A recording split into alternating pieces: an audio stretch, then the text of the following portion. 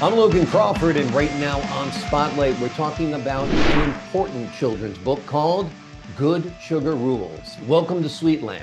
It is written by Dr. Haifa Daly, and she weaves a whimsical tale about a little girl named Ellie, who learns the importance of moderation and healthy eating choices with the guidance of Puffy, the cloud leader of Sweetland. This is a delightful educational journey, and the story delicately introduces children to wide food choices, making it a treasure for both parents and young readers alike. We're delighted to have this very talented author join us here today on Spotlight, and we ask viewers like you to support writers like her by subscribing to our channel. Now, I confessed to you before we started today, Doctor, that I had 2 chocolate chip cookies, pretty big ones, right before this interview. So it's easy to get addicted to sweets. It makes you feel good. It gives you energy, but there are better nutritional sources of energy out there. And that's kind of the message you have for kids, right? Absolutely. Absolutely. That's the message that we have for kids. And I can tell that the sugar, the excessive consumption of sugar, it's a wild world problem today.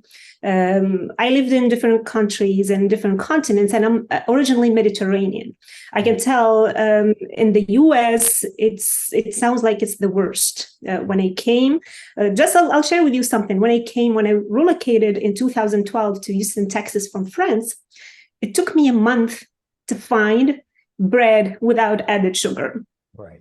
And I noticed that sugar is added everywhere. So we are eating it. We are eating it way above what our body could handle and support. So yeah, it's and really... we get used to that rush. We get used to that high. It almost is addictive because it's getting those neurocenters of our brain firing. And this is your specialty. You're an immunologist, I understand, right? Absolutely, yes. I'm an immunologist, and I understand exactly how our immune system behaves when we eat a lot of sugar. Like we shut it down. And if it's every day, like this repetitive every day, then we shut it down for a long time.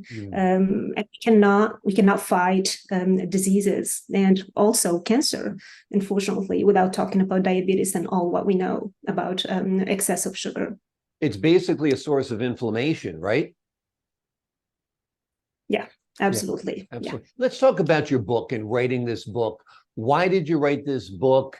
It's really a great story, so kids will enjoy it, not realizing that they're learning, and that's often a good thing. So tell us about Good Sugar Rules.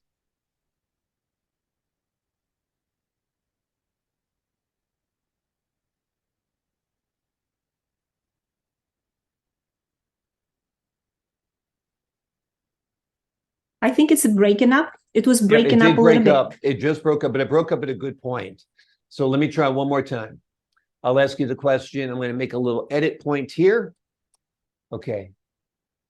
Your book is wonderful. It's aimed at kids. It teaches them and informs them, but it entertains them, which is so important. So tell us about how you got inspired to write this book. Yeah, my inspiration is what I told you. I come to the US and I see sugar everywhere, and it scared me. I see my kids going to the school, and every opportunity was dedicated to eating sugar. I'm not saying we dedicate sugar to be served. It's the opposite. That's to me, coming from where I am. So this book, let's say it's a very powerful tool for parents to teach their kids effortlessly that eating sugar is bad for you. Eating too much sugar is bad for you. So we're not talking about a kid, and we're not taking a kid and talking to him about diabetes and all of that. We don't want to do that. So it's a fun story. I wanted it to be fun. That's how kids learn, to build that knowledge. And it's one first book, and we'll have other episodes to strengthen all of that, those messages. So in the book, we talk about energy, the color of your sugar. There's a color coding. I can tell you from the feedback, kids ask about their sugar color after reading the book, which is really wonderful. It's the kid will go and reading that book, or if the parents read the book to the kid, they're going to travel to that cloud. They're going to discover how sugar affects creatures and energy. We're not talking about scary things. We're talking about energy and encouragement. Like, it's a positive way of teaching kids the dangers of excessive sugar. Absolutely. It's a great story. It's educational. It's entertaining. Like I said, that's a perfect combination.